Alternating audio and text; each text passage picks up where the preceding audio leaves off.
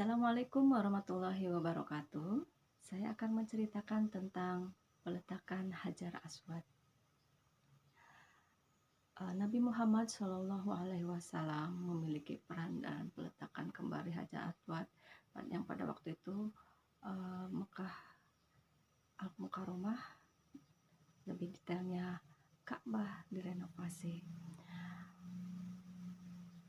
Sekitar tahun 600 Masehi terjadi banjir bandang yang mengakibatkan Mekah, khususnya Ka'bah, hancur sehingga Hajar Aswad terjatuh dan tidak pada tempatnya. Kisah ini terjadi sekitar 600 Masehi dan pada waktu itu Nabi Muhammad SAW berusia 30 tahun dan beliau belum diangkat sebagai Rasul. Renovasi bangunan dimulai. Ka'bah direnovasi akibat banjir dan setelah renovasi selesai tibalah saatnya meletakkan kembali Hajar Aswad pada tempatnya. Hajar Aswad merupakan simbol kemuliaan karena batu ini dianggap sebagai batu yang dari surga. Pertama kali Hajar Aswad ditemukan oleh Nabi Ibrahim beserta putranya Nabi Ismail. Beliau pada waktu itu sedang membangun Ka'bah dan beliau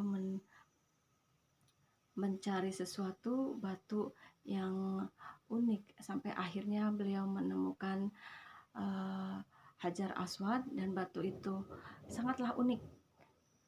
Dulu waktu itu batu itu berwarna putih dan mengeluarkan bau yang sangat harum. Hajar Aswad yang pada waktu itu terkena banjir, akhirnya setelah selesai direnovasi akan dikembalikan ke tempat, diletakkan ke tempatnya yang semula. Pada saat itu terjadi perselisihan pendapat yang tajam antara orang-orang Quraisy dan hampir saja menimbulkan permusuhan karena kaum Quraisy itu terdiri dari banyak suku dan semua suku ingin mempunyai peran dalam peletakan Hajar Aswad ini. Perbedaan pendapat tersebut mengenai siapakah yang layak untuk melakukannya. Pada saat yang genting itu, Abu Umayyah Al-Makhzumi yang merupakan tokoh kaum Quraisy yang paling tua tampil meredam gejolak perselisihan tersebut. Beliau berkata bahwa siapa saja yang akan meletakkan Hajar Aswad tersebut harus diberikan kepada orang yang layak.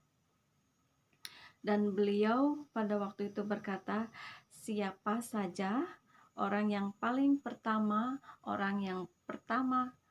masuk ke masjid melewati pintu Bani Syaiban, maka dialah orang yang akan meletakkan Hajar Aswad kembali. Maka waktu itu kaum Quraisy pun akhirnya menyetujuinya. Pagi itu semua orang-orang Quraisy menunggu siapakah orang pertama yang akan masuk ke masjid melalui pintu Bani Syaibah tersebut. Semata-mata karena izin Allah, ternyata Nabi Muhammadlah orang pertama yang masuk ke masjid dari pintu Bani Syaibah. Mengetahui hal itu, orang-orang Quraisy pun bergembira sambil berseru, kami rela karena dialah orang yang dapat dipercaya. Nabi Muhammad SAW diberi gelar Al-Amin karena beliau tidak pernah berbohong. Orang-orang Quraisy pada waktu itu percaya kepada Nabi Muhammad karena kejujurannya dan kebersihan hatinya. Sehingga terpilihlah Nabi Muhammad untuk meletakkan kembali Hajar Aswad. Karena begitu percayanya orang Quraisy kepada Nabi Muhammad. Beliau dijuluki Al-Amin oleh orang-orang Quraisy, yang artinya orang yang dapat dipercaya. Ketika Nabi Muhammad diberitahu tentang semua itu, beliau lalu membentangkan sorban yang ia gunakan dan meletakkan Hajar Aswad di tengah-tengahnya. Beliau kemudian meminta kepada setiap kepala suku untuk memegang ujung-ujung sorban dan mengangkatnya bersama-sama. Ketika sampai di tempat, beliau mengambil Hajar Aswad tersebut dengan tangannya sendiri, kemudian meletakkannya kembali di tempatnya yang semula. Di sini dapat hikmah dari cerita ini, kita dapat mengambil kesimpulan bahwa Nabi Muhammad SAW memiliki sifat yang sangat mulia, sifat sidik, amanah, tabligh, fatonah, kejujurannya, kebersihan hatinya, dan kepintarannya. Bukan hanya pintar IQ-nya saja, tetapi pintar dalam menyelesaikan suatu permasalahan.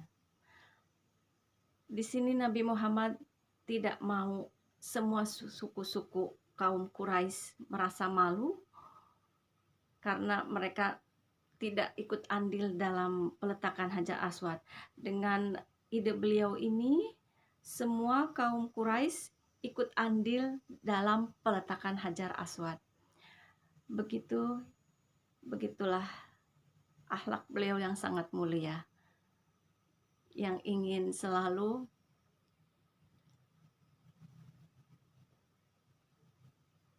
berikan yang terbaik. Sekian, wassalamualaikum warahmatullahi wabarakatuh.